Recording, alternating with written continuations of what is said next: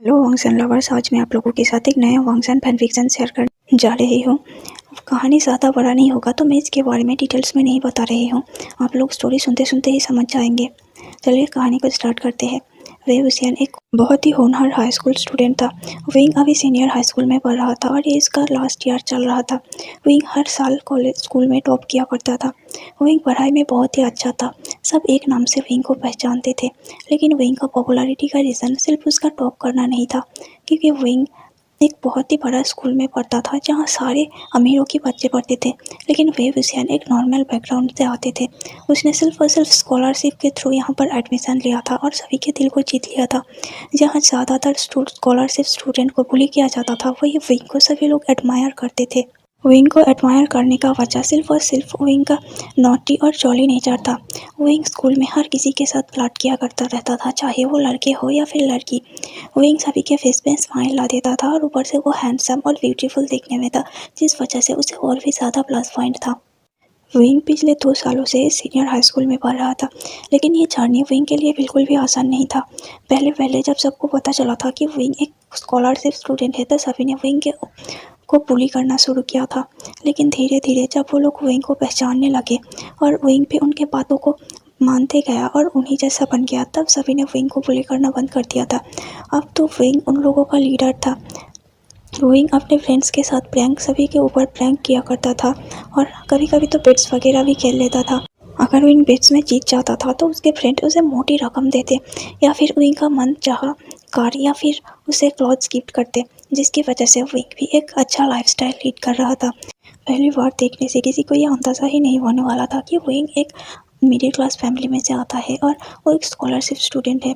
Wing के life बहुत अच्छा चल रहा था और वो अपने इस लाइफ से खुश भी था, क्योंकि उसे अपने पॉकेट मनी के लिए अपने घर से पैसा मांगना नहीं पड़ता था। अपने फ्रेंड्स के साथ बेट वगैरह करके वो काफ़ी सारी अर्निंग कर लेता था और ऊपर से जब कभी भी विंग को ज़रूरत पड़ता तो वो कोई कोई पार्ट टाइम जॉब किया कर लेता था। ऐसा कोई भी वेट नहीं था जिसे कि विंग हारा था। करंटली विंग अपने दोस्तों के साथ स्कूल के फील्ड में बैठे हुए थे और लड़कियों के साथ फ्लर्ट कर रहा था। वो लड़कियाँ भी विंग के फ्लर्टिंग को एंजॉय कर रही थी। विंग के फ्रेंड सर्कल में से सभी हाई फाई फैमिली से आते थे। विंग बैठा ही था कि तभी उसका नज़र गया एक कार के ऊपर, जो ब्रांड न्यू कार था और दिखने में बहुत ही ज़्यादा चमकदार था। विंग के दोस्त कहते हैं कि अरे ये कार तो नया लॉन्च हुआ है। सुयांग कहता है कि मैंने सुना है कि दुनिया भर में इस कार का सिर्फ 13 पीसेस ही है और किसी को अगर ये कार लेना हो तो उसे पहले से ही इसकी बुकिंग करनी पड़ती है, तब जाके उसे यह कार मिलता है। मैंने तो बहुत बार कोशिश किया है, लेकिन जब भी मैं उस कार को खरीदने की कोशिश करता हूँ तब भी वो आउट ऑफ स्टॉक हो जाता है और सोल्ड आउट हो जाता है। लोग उस कार के बारे में तरह तरह की गॉसिप कर ही रहते हैं। इस कार में बहुत ही ज़्यादा के सामने कार का डोर ओपन होता है और एक हैंडसम सा इंसान उस कार से बाहर निकलता है, जिसको देखने के बाद सभी लोगों की आंखें फटे के फटे ही रह गए थे। कि तभी विंचिंग सबकी आंखों बंद करते हुए कहती है, अरे ये तो वही ओल्डर जेट ब्रदर है ना, लेंस के। सभी लोग देखने रह गए, आखिर लेंस यहाँ उन लोगों के स्कूल में क्यों आए हैं।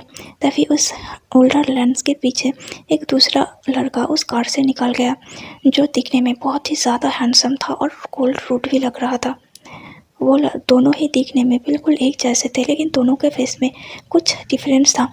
जैसे कि ओल्डर लैन जेट के फेस में थोड़ा सा स्माइल था, लेकिन उसके पीछे जो लड़का खड़ा हुआ था, जिसको विंचिंग ने बताया कि ये यंगर लैन ब्रदर है, वो उसके फेस में कोल्डनेस था और वो उसे बिल्कुल रूड दिख रहा था। दोनों ही कार से निकलकर स्कूल के अंदर की तरफ डीएन ऑफिस में जाने लगे। ये सभी लोग उन लोगों का पीछा करना चाहते थे, लेकिन उससे पहले ही उनकी क्लास की घंटी बज गई और सभी लोग क्लास में चले गए। वेबिसन स्कॉलरशिप स्टूडेंट था, इसीलिए वो एक भी क्लास स्किप नहीं कर सकता था, क्योंकि अगर उसका ज़रा सा भी मार्क्स कम आ जाता था तो शायद उसे डर था कि उसे स्कॉलरशिप नहीं मिलेगा, और अगर इस लास्ट ईयर में आके उसे स्कॉलरशिप नहीं मिला तो वो अच्छे कॉलेज भी क्रैक नहीं कर पाएगा और उसे अपने पेरेंट्स से पैसा मांगना होगा, जो कि उसे बिल्कुल भी पसंद नहीं है। उन लोगों के क्लास में जाकर बैठने की थोड़ी देर बाद ही टीचर क्लास में आ गए और क्लास को स्टार्ट किया। विंग, जो कि अपने फ्रेंड्स के साथ क्लास में अटेंशन दे रहा था, अचानक से क्लास का दरवाज़ा खुला और उन लोगों के सामने वही यंगर जेट ब्रदर था, जिसे खुद प्रिंसिपल क्लास तक छोड़ने आया था। प्रिंसिपल ने सभी को एक्सक्यूज़ किया और कहा कि ये लानवांग जी है और उन लोगों के साथ आज से क्लास में ज्वाइन करेगा। क्लास टीचर लानवांग जी को अपने पास बुलाता है और उसे इंट्रोडक्शन देने के लिए कहता है। लान वांगजी कहती है, हेलो आई एम लान वांगजी, मैं आज से यहीं पे रहने वाला हूँ। ये कह के लान वांगजी और कुछ नहीं बोल पाया। टीचर इंतज़ार कर रहे थे कि वांगजी शायद कुछ और ज़्यादा बोलेगा, लेकिन वांगजी ने कुछ भी नहीं कहा। प्रिंसिपल ने कहा कि ठीक है, तुम जाओ और वहाँ जाके उस खाली डेस्क पर बैठ जाओ। प्रिंसिपल सर क्लास टीचर को समझा देते हैं कि वो लान वांगजी का अच्छे से ख्याल रखे और उसे सारा सिलेबस समझा दे, क्योंकि विंग क्लास का सबसे होशियार लड़का था। इसीलिए टीचर ने विंग से कहा कि वो लान वांगजी को आज तक का सारे सिलेबस और नोट्स समझाते और ज़रूरत पड़ने पर लान वांगजी की हेल्प भी करते, क्योंकि वो यहाँ न्यू आए हैं और उसे पता नहीं होगा यहाँ के रूल्स और रेगुलेशंस के बारे में। विंग ने सिर में हाँ में सिर हिला दिया, क्योंकि वह विंग का ही ड्यूटी था। विंग पिछले 2 सालों से इस स्कूल में पढ़ रहा था और जो कोई भी न्यू स्टूडेंट्स आता था उसकी जिम्मेदारी विंग को ही दिया जाता था, क्योंकि विंग एक होशियार स्टूडेंट होने के साथ साथ उस क्लास के क्लास रिप्रेजेंटेटर भी थे। वांगजी जहाँ बैठा था उसके आजू बाजू में कोई नहीं था। वो लास्ट सीट में जाकर बैठ गया था, लेकिन वांगजी के पास कोई बुक्स नहीं था और आज तो उसे क्लास करना था। इसलिए टीचर्स वांगजी से कहते हैं कि वो विंग के पास आके बैठ जाए, ताकि विंग उससे अपना बुक शेयर कर ले और अगर ज़रूरत पड़ी तो विंग वांगजी को क्लास और टॉपिक्स के बारे में कुछ समझा भी देगा। वांगजी ने टीचर से ज़्यादा बहस नहीं किया और विंग के बाजू में आके बैठ गया। वही विंग के बाजू में पहले वेन चाओ बैठा था। टीचर ने वेन चाओ को वांगजी के जगह भेज दिया। वेन चाओ थोड़ा सा गुस्सा था, लेकिन वो टीचर के आगे कुछ नहीं बोल सकता था। देखते ही देखते उनका ये वाला क्लास ख़त्म हो गया और फिर उसके बाद बैक टू बैक 2 क्लासेस हुआ। उस लास्ट क्लासेस के जो टीचर थे उन्होंने विंग से कहा कि वो लान वांगजी को स्कूल अच्छे से घुमा के दिखा दे, ताकि लान वांगजी को यहाँ ढलने में कोई प्रॉब्लम ना हो। नोटिस कर रहा था कि सभी टीचर वांगजी के कुछ ज़्यादा ही तारीफ कर रहा था और कुछ ज़्यादा ही वांगजी के केयर कर रहा था। विंग अपने मन में सोचता है कि शायद अमीर घर से होने का यही फ़ायदा है। उनके लंच ब्रेक में विंग वांगजी को लेकर स्कूल घुमाने लगा। विंग के फ्रेंड्स ने विंग से कहा कि वो उनके साथ नहीं जाएगा, इसलिए विंग अकेला ही लान वांगजी को घुमाने के लिए ले गया। वो उसे सब कुछ दिखा रहा था। इधर लाइब्रेरी है, यहाँ कैंटीन है। वांगजी कुछ नहीं बोल रहा था, वो बस विंग के पीछे पीछे चल रहा था और 1-2 बार ज़रूरत पड़ने पर सिर हिला रहा था। जितने टाइम वांगजी ने विंग को ऑब्जर्व किया था, उसने देखा था कि वांगजी पढ़ने में तो बहुत ही ज़्यादा सीरियस था क्लास के टाइम, लेकिन अदर्स टाइम विंग आलतू फालतू की बातें करता रहता था और लड़कियों के साथ फ्लर्ट कर रहा था। वांगजी को इसमें कोई प्रॉब्लम नहीं था, क्योंकि वो विंग के साथ थोड़ी ना दोस्ती करने वाला था। वो तो बस चुपचाप ही उसे रहना था यहाँ भी। दूसरी तरफ वांगजी को भी विंग ने बहुत अच्छे से ऑब्जर्व किया था। विंग ने देखा था कि वांगजी कितने शांत स्वभाव का है, वो ज़्यादा बातें भी नहीं करता। उसने तो विंग का ज़्यादातर बातों का जवाब ही नहीं दिया था, बस 1-2 बातों में सिर हिला दिया था। विंग को इसमें कोई प्रॉब्लम नहीं था, क्योंकि वो सब कोई सुनने वाला भी चाहिए। वो बातें कर रहा था और वांगजी सुन रहा था। वैसे ही उन लोगों का लंच ब्रेक ख़त्म हो गया और देखते ही देखते स्कूल भी छुट्टी हो गए। वांगजी को अपना भाई बाहर लेने आया था उसी कार के साथ। वांगजी तुरंत जाके अपने भाई के कार में बैठ जाता है। विंग अपने दोस्तों के साथ खड़ा था और बाहर से ये सब देख रहा था। विंग के दोस्त कहते हैं कि अरे यार, ये इंसान कितना ज़्यादा अमीर होगा। तभी विंग जी कहते हैं कि अरे हाँ, तुम लोग नहीं जानते, ये हमारे देश का सबसे बड़ा बिजनेसमैन का बेटा है लान वांगजी, तुमने उसे नहीं पहचाना क्या? तभी सबको याद आया। सभी ने कहा कि हम बिज़नेस में ज़्यादा इंटरफेयर नहीं करते, वो तो हमारे पेरेंट्स संभालते हैं, वो तो हमें ज़्यादातर बिजनेस पार्टी में भी नहीं ले जाते, तो हमें कैसे पता होगा? विंग जिंग ने कहा कि मैं अक्सर ऐसी बिजनेस पार्टी में जाती रहती हूँ, क्योंकि मुझे अलग अलग अमीर घर के लड़कों से मिलना होता है। तो मुझे भी तो अपने फ्यूचर की टेंशन है ना, इसलिए मैं बस उसे जानती हूँ। लेकिन वो बहुत ही ज़्यादा हैंडसम है, लेकिन किसी के साथ बातें नहीं करता। मैंने जितनी बार भी उसे देखा है, वो बस चुपचाप साइलेंट ही रहा है। यहाँ तक कि वो तो सारी पार्टी में भी नहीं जाता। मैंने बस उसे 1 या फिर 2 ही पार्टी में देखा था। पहले तो मैंने सोचा था कि मैं उसे अप्रोच करूँगी, लेकिन जब मैंने देखा कि कोई दूसरी लड़की उसे अप्रोच कर रही है और उसने बहुत ही कोल्डली रिजेक्ट कर दिया था, तो उसके बाद मुझे भी हिम्मत नहीं हुआ। और भले ही अमीर हो, लेकिन ऐसे कोल इंसान के साथ कौन रह सकता है, इसीलिए मैंने उस पर ज़्यादा ध्यान भी नहीं दिया। लेकिन मुझे नहीं पता था कि वो हमारे साथ ही पढ़ता है और आखिर में हमारे स्कूल में ही आकर एडमिट हो जाएगा। विनिंग कहता है, क्या बात कर रहे हो यार, मैंने तो सुना है कि ये बहुत ही ज़्यादा एरोगेंट और रूड है, ये तो सीधे मुँह किसी से बात भी नहीं करता। वेन चाओ के दिमाग में कुछ बात आता है और वो विंग से पूछता है, अच्छा विंग, तुम तो उसे कैंपस दिखाने के लिए ले गए थे ना, क्या उसने तुमसे कुछ कहा? तुमसे कुछ बात किया? विंग ने कहा, कि जितना मुझे पता है वो ज़्यादातर कोल्ड ही रहा था, लेकिन हाँ, उसने मेरे बातों का एक दो बार करके जवाब दिया था। और हाँ, उसने मुझसे पूछा था कि यहाँ कैंटीन में क्या क्या मिलता है, खाना स्पाइसी होता है या फिर नॉर्मल होता है। और मुझे नहीं याद कि उसने क्या पूछा था, लेकिन हाँ, उसके अलावा उसने और भी एक दो सवाल पूछा था, लेकिन मुझे याद क्यों नहीं आ रहा।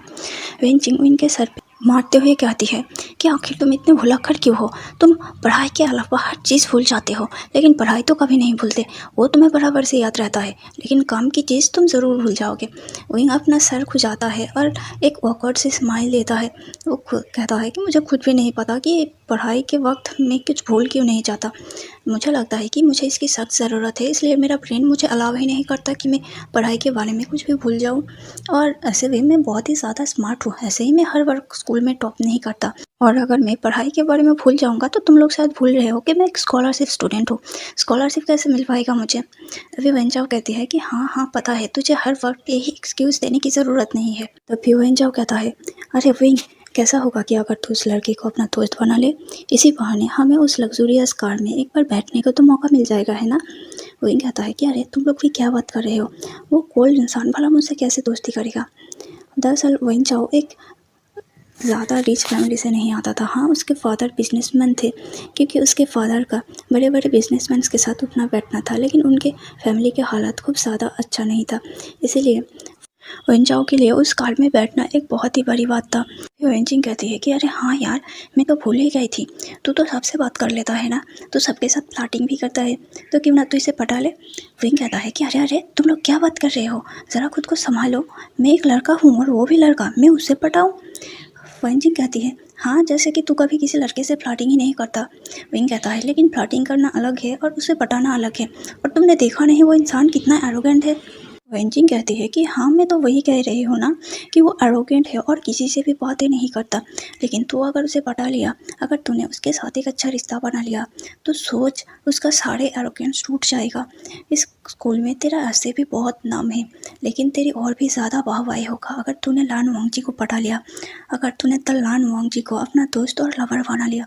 विंग कहता है कि छोड़ो, ये सब इम्पॉसिबल है, और हाँ, मैं नहीं करने वाला ये सब।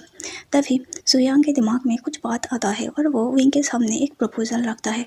विंग पहले तो ना करता है, फिर वेननिंग अपने ट्विन सिस्टर वेंचिंग के साथ देते हुए कहता है, अरे तेरे सामने बहुत अच्छा मौका है, तू सोच, अगर तूने एक बार इस काम को कर लिया तो तू माला माल हो जाएगा। विंग कहता है कि इस बात की क्या गारंटी है।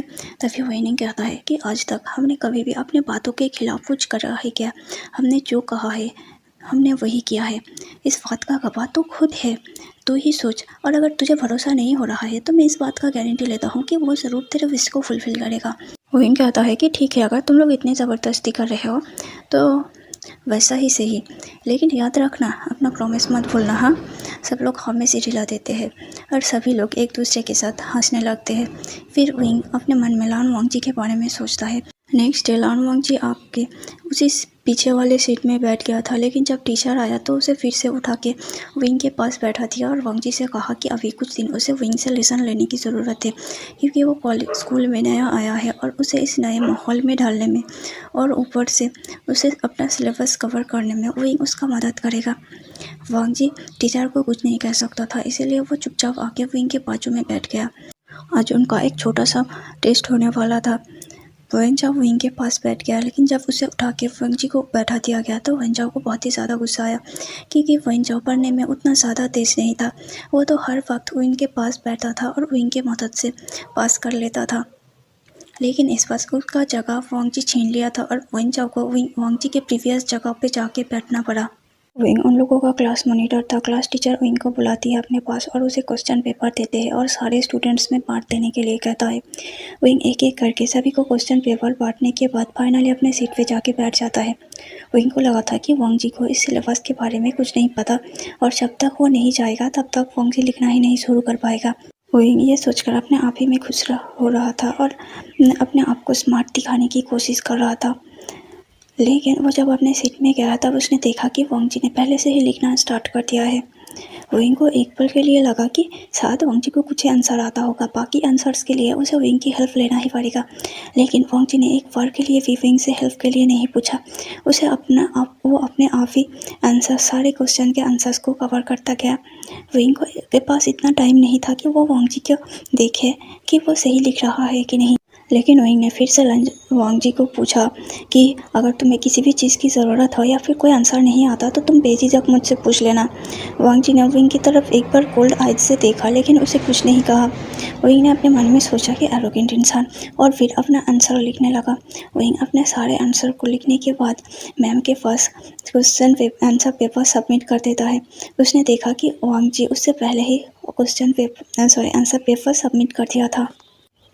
उस क्लास के एग्ज़ाम के हो जाने के बाद दूसरी और टीचर आई और अपना क्लास लेके चली गई। फाइनली लंच ब्रेक था।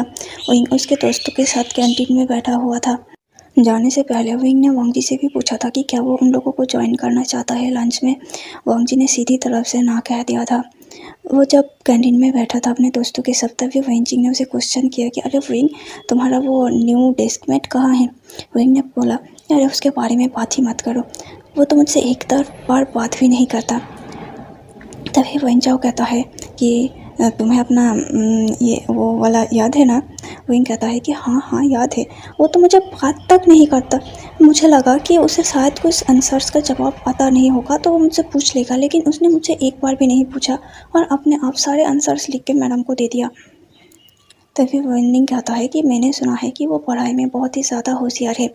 विंजाव कहता है कि चाहे जितना भी होशियार हो, हमारे विंग से ज़्यादा होशियार तो नहीं हो सकता, मुझे पक्का यकीन है।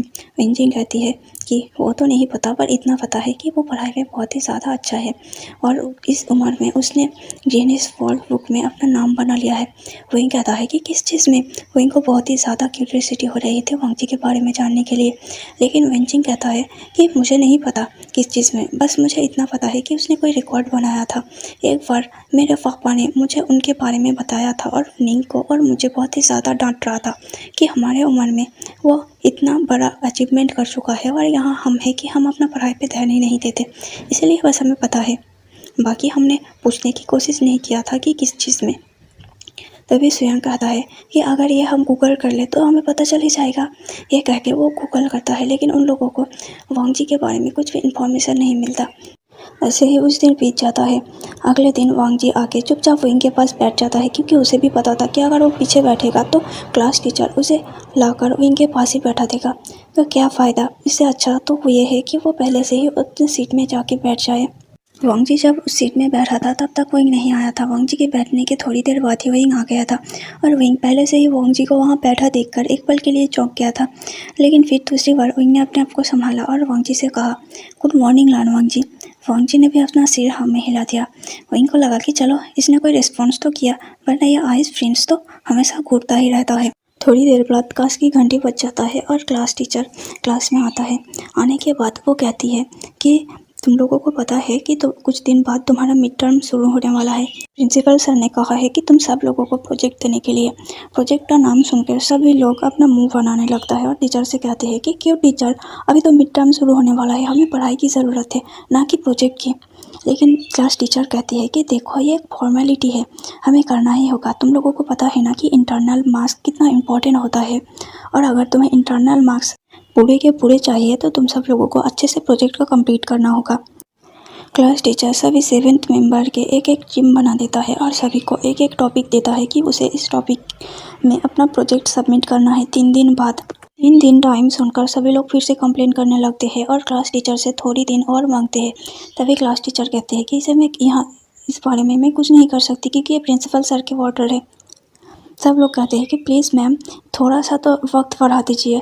क्लास टीचर कहते हैं ठीक है, तुम लोग जब इतनी रिक्वेस्ट कर रहे हो तो मैं तुम लोगों को 2 दिन और एक्स्ट्रा देती हूँ।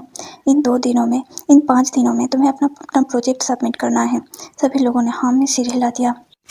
ये कह के क्लास टीचर एक एक करके सभी स्टूडेंट्स का ग्रुप का नाम बोलने लगती है। विंग के ग्रुप में हमेशा की तरफ विंग, वेनचिंग, वेनिंग, सुयांग, वेंचाओ और एक और मेंबर को डाला जाता है, लेकिन इस बार उन लोगों के टीम में वांग जी को भी ऐड किया जाता है। वांग जी नया था, इसलिए क्लास टीचर को लगा कि विंग वांग जी का हेल्प कर देगा, इसीलिए उसने वांग जी को विंग के टीम में ही डाल दिया। वहीं वांगजी से कहता है कि देखो लान वांगजी, तुम तो अब हमारे ग्रुप में आ गए हो, इसका मतलब तुम्हें हमारे साथ प्रोजेक्ट बनाना होगा। वांगजी विंग की तरफ बस देखा और हाँ में सिर हिला दिया।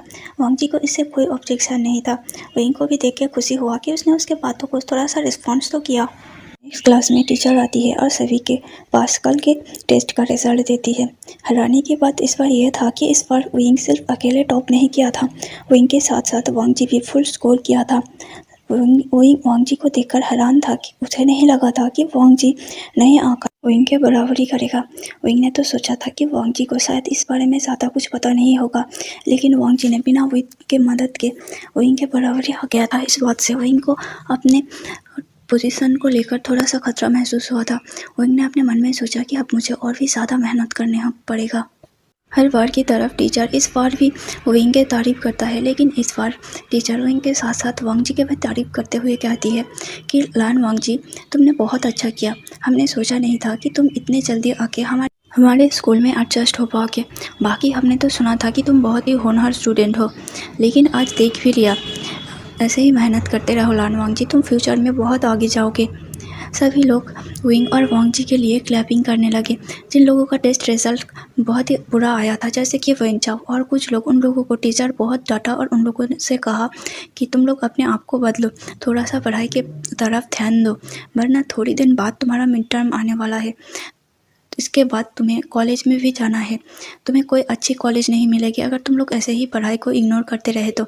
एक कह के मैडम ने उन लोगों को बहुत ही ज़्यादा लेक्चर दिया। देखते ही देखते लंच ब्रेक हो जाता है। लंच ब्रेक में विंग वांगजी से पूछता है कि क्या तुम हमारे साथ लंच के लिए चलोगे, लेकिन वांगजी ने ना में सिर हिला दिया था। विंग वांगजी को ज़बरदस्ती करते हुए कहता है कि अरे यार कम ऑन, हम लोग प्रोजेक्ट पार्टनर से, अगर तुम ऐसे ही चिड़े चिड़े रह गए तो फिर हम एक साथ मिलकर प्रोजेक्ट कैसे करेंगे। ऐसे भी लंच करते करते हमारा प्रोजेक्ट के बारे में डिस्कशन करना भी हो जाएगा। लेकिन वांगजी फिर भी विंग से कुछ नहीं कहता। विंग के दोस्त विंग का इंतज़ार कर रहे थे और बार बार दरवाजे से विंग को आवाज़ दे रहे थे। तभी विंग ने चिढ़ते हुए कहा, अरे यार कम ऑन, ऐसे कब तक करोगे तुम, प्रोजेक्ट के बारे में डिस्कशन क्या तुम्हें नहीं करना है, चलो चलो उठो। ये कह के उसने वांगजी के हाथों को पकड़ा और उसे वहाँ से ले जाने का। बेचारा वांगजी कुछ कहने का मौका ही नहीं मिला, वो बस चुपचाप विंग के पीछे चल गया, क्योंकि उसे भी पता था कि आखिरकार प्रोजेक्ट के बारे में उन लोगों को डिस्कशन तो करना ही होगा। कैंटीन में पहुंच के सारे लोग अपने अपने ऑर्डर्स देने लगते हैं, लेकिन जब वांगजी से पूछा जाता है तब वांगजी कहता है कि वो घर से खाना लाया है। सब लोग हैरान हो जाते हैं वांगजी की बातों को सुनकर। विंग कहता है, अरे यार मुझे तो बिल्कुल नहीं पता था कि अमीर लोग भी घर से खाना लाते हैं। सब लोग अपने हैरान आंखों से वांगजी को घूर रहे थे। वांगजी नर्वस होते हुए कहा कि वैसा कुछ बात नहीं, दरअसल यहाँ रेस्टोरेंट में प्लेन खाना नहीं मिलता और हम लोग सिर्फ प्लेन खाना खाते हैं, इसीलिए मैं भाई के घर में था तो भाई ने मेरे लिए टिफ़िन पैक करके दिया ताकि मैं खा सकूं। वांगजी की वॉइस बहुत ही ज़्यादा डीप था, बिल्कुल एक ग्रोन अप मैन की तरह, ताकि मैं खा सकूं। वांगजी की वॉइस बहुत ही ज़्यादा डीप था, बिल्कुल एक ग्रोन अप मैन की तरह। वांगजी जो कि किसी से बात नहीं कर पाता था और जब नोटिस करता है कि सबकी नज़र सिर्फ और सिर्फ उसी पर है तब वो अनकंफर्टेबल फील करने लगता है। विंग को भी समझ आता है कि शायद वांगजी इस सब में नर्वस फील कर रहा है, इसीलिए वो सबको इशारों में कहते हैं कि खाना खा ले। सब लोग बैठ के अपना अपना खाना खा लेते हैं। उसके बाद सब डिसाइड करते हैं कि इवनिंग को वो लोग एक रेस्टोरेंट पे मिलेंगे और वहाँ अपना प्रोजेक्ट के बारे में डिस्कस करेंगे।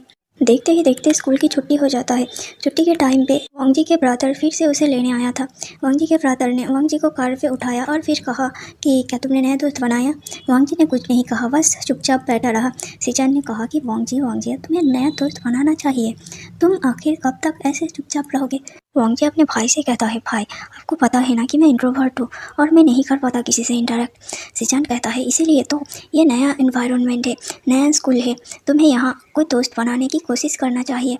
आखिरकार एट द एंड तुम्हारे पास भी तो कोई होना चाहिए जिसके साथ तुम अपनी सारी बातें शेयर कर सको, जिसके साथ तुम हंस सको, उसके साथ दिल खोल के बातें कर सको। वांगजी कहता है, भाई उसके लिए आप हो ना। सिजान तब कहता है कि देखो वांगजी, मैं तुम्हारा ब्रदर हूँ, लेकिन एक दोस्त और एक ब्रदर दोनों में डिफरेंस होता है।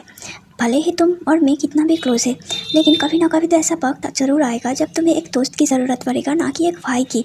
वांगजी अपना मुंह बनाए हुए कहता है, ऐसा कभी नहीं होगा। वो दोनों चुपचाप वहाँ से निकल जाते हैं। विंग के दोस्त विंग को चिढ़ा रहे थे, अरे तूने तो एक ही दिन में उसे पटा लिया, आखिर वो मान कैसे गया तेरे साथ जाने के लिए। विंग ने कहा अरे यार, तुम लोगों को नहीं पता मुझे कितनी मेहनत करनी पड़ी उसे हमारे साथ लंच के लिए ले जाने में। तब वेंचिंग कहती है कि हाँ, कम से कम जितनी भी मेहनत लगे, उसने मना तो सही तेरे साथ जाने के लिए। विंग कहता है कि हाँ, बहुत मेहनत करनी पड़ेगी, चलो चलो अब घर चलो, मुझे घर जाके काम भी करना है, प्रोजेक्ट के बारे में सोचना भी है। वेंचिंग कहता है हाँ हाँ, सोचना तो तुझे ही है, तेरा ही तो काम है ये, आखिरकार तुझे ही करना है। विंग कहता है हाँ हाँ पता है, हमेशा के लिए मेरे ऊपर ही सारी जिम्मेदारी, तुम लोगों का तो ऐसे ही ऐसे। सच में यार, पैसा होना कितना ज़रूरी होता है और कितना अच्छा भी होता है, लाइफ इजी हो जाता है। आप जिसे मर्जी, जब मर्जी, जैसे मर्जी पैसे देकर वो काम करा सकते हो। और हम लोगों का क्या, हमें तो वही करना पड़ेगा जिससे हमारा प्रॉफिट हो और हमारा पॉकेट भी भरा भरा रहे। ये कह के सभी लोग हंसने लगते हैं। वहीं अपने दोस्तों को बाय कह के अपने डॉर्मेटरी की तरफ चला जाता है। अपने डॉर्म में पहुंचने के बाद विंग्स अपने बैग्स को टेबल पर रखता है और तुरंत कवर से कुछ कपड़े निकालकर बाथरूम में फ्रेश होने के लिए चला जाता है। क्योंकि ये अमीरों का स्कूल था, इसलिए हॉस्टल भी बिल्कुल वीआईपी जैसा था। सभी रूम में दोनों दोनों स्टूडेंट्स रहना पड़ता था। लेकिन विंग के केस में अलग था, क्योंकि विंग के रूममेट एक बहुत ही बड़े घर का लड़का था, जिसके साथ विंग को अपना रूम शेयर करना था। लेकिन उस लड़के का घर पास ही में था, इसीलिए उसने डिसाइड किया था कि वो घर से ही आना जाना करेगा। इसीलिए विंग को अकेला वो रूम मिल गया था, जिसकी वजह से विंग बहुत ही ज़्यादा खुश था और बिल्कुल अपने घर जैसा रह रहा था। विंग काफ़ी देर तक शावर के नीचे खड़ा रहता है और प्रोजेक्ट के बारे में सोचता है। लेकिन जैसे जैसे विंग प्रोजेक्ट के बारे में सोचता जाता था, उसे एक अचानक से उसके सामने वांग जी की वो बातें याद आ गई और वो सोचने लगा कि एक लड़के का वॉइस इतना ज़्यादा डीप कैसे हो सकता है। पूरा मैनली वाइब दे रहा था वांग जी। विंग मानो वांग जी की वो डीप वॉइस में घुसा गया था। विंग अपने थॉट्स को साइड हटाता है और तुरंत शावर करके निकल जाता है। वो जब शावर लेके निकलता है तब उसका फ़ोन अचानक से रिंग करने लगता है। विंग फ़ोन के स्क्रीन को देखता है, उसके सीजे यानली ने कॉल किया था, जिसे पढ़ते ही विंग के फेस में एक स्माइल आ गया।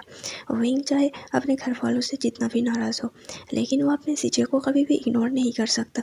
विंग तुरंत फ़ोन को उठा लिया और कहा, हेलो सीजे। विंग के सीजे ने कहा, आसियान तुम कैसे हो, तुमने कितने दिन से फ़ोन तक नहीं किया, क्या तुम ठीक हो, क्या सब कुछ ठीक चल रहा है। विंग अपने सीजे को शांत करते हुए कहता है, रिलैक्स सीजे रिलैक्स, आप सांस तो लो, एक ही बारी में कितने सारे शब्द बोलोगे आप। हाँ मैं ठीक हूँ और कोई प्रॉब्लम नहीं है। मैंने तुम्हें मना किया था ना कि तुम्हें पार्ट टाइम जॉब नहीं करना। अगर तुम ऐसे ही पार्ट टाइम जॉब करते रहोगे तो अपने स्टडीज़ पर कैसे ध्यान दोगे, और फिर तुम्हारा स्कॉलरशिप। वही कहता है कि रिलैक्स कीजिए, मैं अपने पढ़ाई का पूरा पूरा ध्यान रखता हूँ, और रही बात पैसों की तो जब जब मुझे ज़रूरत होता है मैं पार्ट टाइम जॉब किया कर लेता हूँ, और अगर मुझे चाहिए होगा तो मैं आपसे मांग लूँगा, ठीक है। यानली कहता है, हाँ बेझिझक तुम मुझसे मांग सकते हो आसियान। फिर वो दोनों कुछ और बातें करते हैं थोड़ा सा, और फिर उसके बाद वही अपने सीजे से कहता है, अच्छा सीजे मैं फ़ोन रखता हूँ, हाँ मेरा कॉलेज स्कूल से प्रोजेक्ट दिया है करने के लिए, मुझे उस प्रोजेक्ट के बारे में कुछ रिसर्च करना है, उसके बाद मुझे निकलना भी है अपने दोस्तों के साथ प्रोजेक्ट करने के लिए। मैं रखती हूँ, हाँ सीजे मैं आपको बाद में फ़ोन करूँगा। उसके सीजे कहते हैं, ठीक है आसियान, तुम अपना ख्याल रखना, और हाँ मैंने जिस बारे में कहा बिल्कुल मत भूलना। वही कहता है, पक्का सीजे मैं बिल्कुल नहीं भूलूंगा, अगर मुझे ज़रूरत पड़ेगी पैसों का तो मैं आपसे ज़रूर मांग लूँगा। ये कह के वही ने फ़ोन काट दिया और फ़ोन को साइड में रख दिया, और वो अपने फ़ोन निकाल कर और कुछ नोट्स निकाल कर प्रोजेक्ट के बारे में रिसर्च करने लगा। थोड़ी देर बाद वोइंग टाइम देखता है और रेस्टोरेंट के लिए निकल जाता है। वोइंग जब गोल्डन मून रेस्टोरेंट पहुंचता है तो उसे रेस्टोरेंट के अंदर बैठे हुए वांग जी दिख जाता है। वोइंग जब अंदर जाता है तो वांग जी उसे कहता है 5 मिनट्स। वोइंग कहता है क्या, वांग जी कहता है कि 5 मिनट्स लेट हो तुम। वोइंग कहता है अरे यार इतना तो चलता ही है, लेकिन वांग जी उसे घूरता है। जिसके बाद वोइंग कहता है ठीक है बाबा, मैं नेक्स्ट दिन से याद रखूँगा, 5 मिनट क्या 5 सेकंड भी नहीं लेट आऊँगा। ये कह के वोइंग बैठ गया। वांग जी कहता है कि क्या कुछ पीना चाहोगे। वोइंग कहता है कि ठीक है, मैं अपने लिए जूस ऑर्डर करना चाहता हूँ। ये कह के वो उसने वेटर को बुलाया और ऑर्डर दे दिया। वांग जी ने अपने लिए बोबा और वोइंग ने अपने लिए एक जूस ऑर्डर दिया। वोइंग कहता है तो ठीक है स्टार्ट करते हैं। ये कह के उसने अपने बुक्स को खोलने लगा और पॉइंट्स नोटिस करने लगा। वांग जी वोइंग से कुछ कहना चाहता था, लेकिन उसे देखकर ऐसा लग रहा था कि वांग जी नहीं कह पा रहा है। वांग जी अपना बोवा पीते हुए विंग की तरफ देख रहा था और उसे कुछ पूछने की कोशिश कर रहा था, लेकिन वांग जी पूछने की हिम्मत ही नहीं कर पा रहा था। तभी विंग वांग जी को देखते हुए समझ जाता है कि शायद वो उससे कुछ कहना चाहता है। इसीलिए विंग वांग जी से पूछता है कि क्या तुम कुछ कहना चाहते हो। वांग जी फिर भी चुप रहा। विंग ने कहा, अरे यार कम ऑन, हम दोनों दोस्त थे, क्लासमेट से, तुम मुझसे कुछ भी पूछ सकते हो, तुम्हें हिचकिचाने की ज़रूरत नहीं है। वांग जी ने फाइनली अपना करेज जुटाया और विंग से पूछ लिया कि क्या हर बार उसके दोस्त ऐसा ही करते हैं, मतलब कि हर बार विंग को उसके दोस्त का प्रोजेक्ट करना पड़ता है। विंग हाँ में सिर हिला देता है। वांग जी कहता है, लेकिन तुम ये सब क्यों करते हो। क्या आप ठीक हो विंग शीशे? और कहता है घर कि पे मेरी घर पे सब मजबूरी है। कैसा है? वांग जी यानली कहता है, कहती लेकिन है कि सभी फिर लोग भी अच्छे हैं, तुम्हें नहीं करना आसियान तुम चाहिए। अपना फिक्र करो। विंग कहता है कि तुमने अरे कितने दिन हम से लोग फ़ोन दोस्त नहीं थे, किया। इतना तो मैं उन लोगों के लिए कर तो ही विंग सकता कहता हूँ। है कि चलो सीजे आप छोड़ो, तुम जानते भी हो कैसे उनकी बातों पढ़ाई को का लेकर कितना बैठ ज़्यादा गए। अब टेंशन से रहता तुम्हें है, यही इसकी देखने वजह को से मैं मिलेगा। थोड़ा बिज़ी रहता तुम हूँ। बस तब हमारे यानली प्रोजेक्ट कहता पर है फोकस कि करो। आसियान तुमने वो मैंने दोनों सुना पूरे कि तुमने प्रोजेक्ट को बहुत डिस्कस दिनों कर से लेते हैं और फादर से इम्पोर्टेंट पैसा नोट्स नहीं पॉइंट लिया। आउट कर लेते क्या हैं। तुम्हारे पास फिर पैसा दोनों है? क्या एक तुम्हें लिस्ट पैसों की बनाते हैं कि ज़रूरत है? प्रोजेक्ट तुम्हें के लिए पैसा उन भेजूँ? लोगों को क्या वहीं क्या कहता है ज़रूरत कि नहीं पड़ेगा। सीजे, आखिर लिस्ट आपने ये बनाने बातें के क्यों बाद बताई? दोनों उस यानली कहती है उन कि चीज़ों को खरीदने दरअसल के लिए बाहर निकल आंटी जाता है। के बोलते विंग वांग जी फादर को बहुत ही ऐसे ही ज़्यादा हाथ गुस्सा था और पकड़कर बाहर फादर ले के जाया। ऊपर गुस्सा कर वांग रहा जी था। कहता है कि मदर सोचती हम थी विंग कि कहता है कि शायद अरे हम फादर लोग ये तुम्हें सब खरीदने जा चुपचाप रहे कर हैं। पैसे भेज वांग रहा जी था, कहता है ऐसे ही। लेकिन विंग फादर ने कहता है साफ ऐसा नहीं इनकार तो कर कैसे। दिया। अरे इस भूलो वजह मत, से ये बस हमें कुछ ही पता चीज़ें चला हैं जो हमें आप आसे दोनों पास इतने ही के महीनों से दुकान में मिल आपस जाएगा। में कैसे रह रहे वांग हैं। जी कहता है, विंग लेकिन कहता मैं है कि ऐसे कभी सोचिए, नहीं गया। मैं विंग कहता खुद है, पार्ट टाइम तुम जॉब करता जाओगे हूँ भी यहाँ कैसे, पे। तुम इतने अमीर तब खानदान यानी से आते कहती हो, है कि मुझे नहीं आसियान लगता कि तुम्हें ऐसे ऐसा बाहर कहने जाने की दिया तुम्हारे जाता है। पार्ट टाइम जॉब चलो सही छोड़ो, नहीं कोई है। बात नहीं, मैं हूँ ना तुम्हारा दोस्त, तुम आज से मेरे साथ रहोगे और तुम्हें मेरे साथ ये सब करना ही होगा और कोई चॉइस नहीं है। वांग जी कहता है कि कोई बात नहीं, मैं लेके आ जाऊँगा। विंग कहता है, लेकिन तुम कैसे लाओगे जब शॉपिंग ही करने नहीं जाओगे। वांग जी कहता है कि मैं अपने सर्वेंट से कह दूँगा। विंग कहता है, तो फिर ठीक है, तुम लेके आ जाना, उसके बाद कितना पे करना होगा बता देना। वांग जी कहता है, उसका कोई ज़रूरत नहीं, बस मैं लेके आ जाऊँगा। विंग कहता है, ओके। तुम्हें कुछ खाना है। वांग जी कहता है, नहीं। विंग कहता है, तो फिर ठीक है, कल हमें कहाँ मिलना होगा स्कूल में डिसाइड कर लेंगे। वांग जी कहता है कि ठीक है। ये कह के वो अपने कार की तरफ जाने लगते हैं। तभी वांग जी को ख्याल आता है कि वो विंग से पूछता है कि तुम किससे जाओगे, मतलब तुम कैसे जाओगे, कहाँ है तुम्हारा घर। विंग कहता है कि अरे चिंता मत करो, मैं डॉर्मेटरी में रहता हूँ स्कूल का, और यहाँ से हमारा स्कूल का डॉर्म बस 10-15 मिनट का होगा, तो मैं यहाँ से पैदल चला जाऊँगा।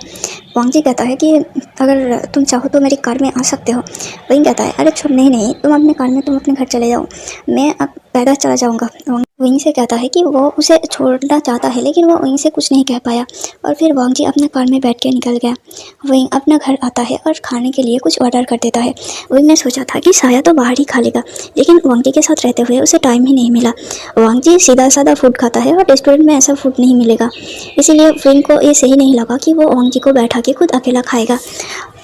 इसीलिए विंग ने जब खाना ऑर्डर किया और पे करने गया तो देखा कि उसके अकाउंट में इनफ मनी ही नहीं है। विंग कहता है कि क्या कोइंसिडेंस है, आज ही सीजर ने फ़ोन किया और आज ही मेरी बैंक बैलेंस बिल्कुल खाली है, लेकिन क्या करूँ, मैं अपनी फैमिली से भी पैसा नहीं मांग सकता। अगर मैंने पैसा मांगा तो मैडम ये फिर से चिट करेगी और मुझे बिल्कुल पसंद नहीं है। लेकिन सीजे, क्या करूँ, एक काम करता हूँ कि आज के लिए सीजे से ही मांग लेता हूँ। ये कह के विंग अपने सीजे को फ़ोन लगाता है और उसे कहता है कि उसे कुछ पैसों की ज़रूरत है। उसका सीजे बिना पूछे ही उसके अकाउंट में तुरंत 5000 युआन सेंड कर देती है। विंग के फ़ोन में मैसेज आता है और विंग तुरंत चेक करता है। विंग हैरान हो जाता है कि उसके सीजे ने उसे इतना पैसा भेजा। अगर सब कुछ पैसा उसने विंग को भेज दिया तो फिर वो अपना पॉकेट मनी कैसे निकालेगी। ये सोचकर तुरंत अपने सीजे को फ़ोन करता है विंग। यानली भी तुरंत फ़ोन उठा लेती है। विंग कहता है कि सीजे, आखिर आपने इतना पैसा क्यों भेजा। उसके सीजे कहते हैं कि आसियान, तुमने कितने दिनों से पैसा नहीं मांगा और तुम्हें पैसों की ज़रूरत होगी ना। विंग कहता है, लेकिन सीजे आपको भी तो पैसों की ज़रूरत होगी। यानली कहती है कि आसियान, ये सिर्फ मेरे अकेले का पैसा नहीं है, इसमें तुमने जब मुझे फ़ोन किया था तब आचंग भी मेरे साथ था और मुझे आचंग ने भी कुछ पैसे ट्रांसफ़र किया, जिसके बाद मैंने सारे पैसे तुम्हें ट्रांसफ़र कर दिया। विंग कहता है, लेकिन आप दोनों कैसे अपना गुजारा करोगे। यानली कहती है कि आसियान, तुम हमारे बारे में फ़िक्र मत करो, हम फादर से मांग लेंगे ना। विंग कहता है, लेकिन फिर भी सीजे, इतना सेंड करने की ज़रूरत नहीं था। विंग के सीजे कहती है कि आसियान, मैंने सेंड किया है, तुम चुपचाप उसे खर्च करना और अगर ज़रूरत पड़ा तो तुम मुझसे और भी पैसे के लिए पूछ सकते हो। तुम्हें पता है ना कि मैंने पिछले हफ्ते ही एक शो किया था, जिसके बाद मुझे कुछ पैसे मिले थे और अभी फ़िलहाल तो मैं घर पे ही हूँ और घर पे रहने में भला कौन सा खर्चा होता है।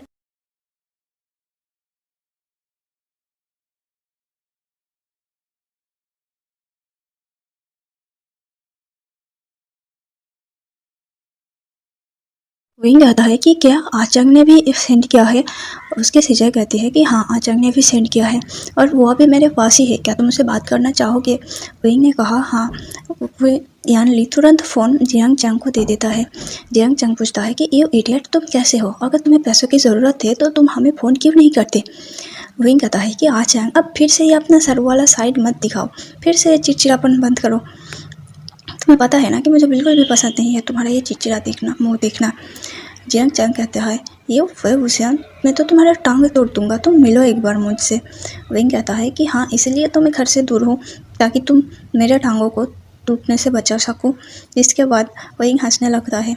उसने जियांग चंग को अच्छे से चिढ़ा दिया था। जियांग चंग कहता है कि आखिर तुम घर वापस कब आ रहे हो। विंग कहता है क्यों, क्या तुम्हें मेरी फिक्र हो रहा है। जियांग चंग कहता है कि तुम्हारा फिक्र, भला तुम्हारा फिक्र कौन करेगा।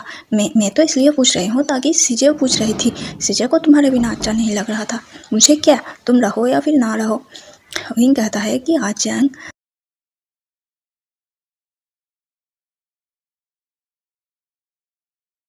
तो करने की क्या ज़रूरत है, तुम सीधे सीधे तो भी मुझे बता सकते हो ना कि तुम मुझे मिस कर रहे हो। हाँ मेरा भाई, ये कह के विंग जियांग चंग को और भी ज़्यादा चिढ़ाने लगा, जिससे चिढ़कर जियांग चंग ने विंग के मुंह पर फ़ोन ही काट दिया।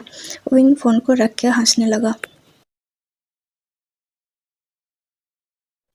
विंग फ़ोन रख के सोचता है कि सच में अब तो मुझे सच में पैसों की ज़रूरत है। अब सामने प्रोजेक्ट भी है और फिर सामने मिड टर्म भी आने वाला है। इसमें मैं पार्ट टाइम जॉब तो नहीं कर सकता। क्या मैं उस ऑफ़र के बारे में सोचूं, क्या मैं उन लोगों को फ़ोन करूं।